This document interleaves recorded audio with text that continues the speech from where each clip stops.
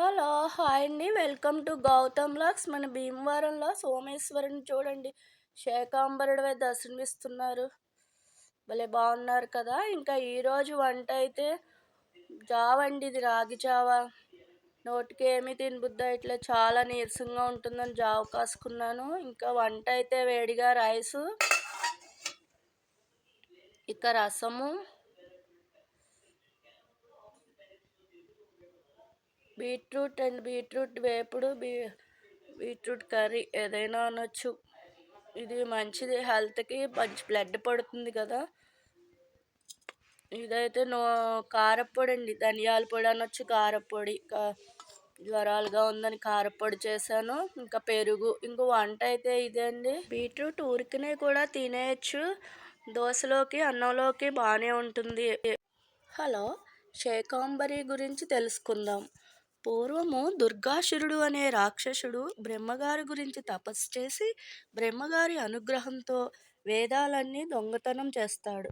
అప్పుడు యజ్ఞయాగాదులు చేయటానికి ఋషులు మంత్రాలు జపతపాలు అన్నీ మర్చిపోతారు. యజ్ఞయాగాదులు కరువై అన్నీ జరగక దేవతలకు శక్తిహీనులైపోతారు.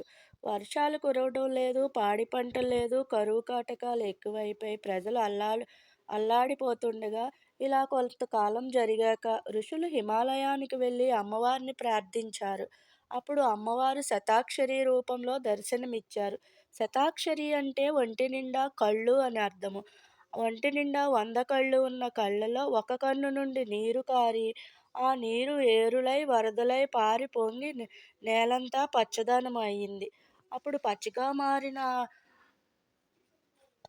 ఆ పంట పండేందుకు టైము పడుతుంది గదా అని అమ్మవారు ప్రజలు ఆకలి తీర్చడం కోసం తన శరీరాన్ని శాకంబరిగా మార్చుకుంది.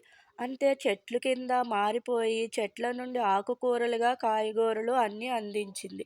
అప్పుడు ప్రజలు వాటిని తిని కొంతకాలం గడుపుతారని ఆశించి అమ్మగా తన నిజస్వరూపం చూపించింది.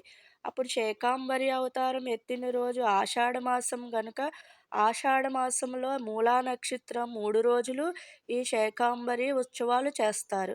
శాకం అంటే కాయగూరలు, బరే అంటే వేరు, వేరు నుండి చెట్ల రూపంగా మారి కూరగాయలిచ్చింది కాబట్టి శాకంబరి అవతారం అంటారు.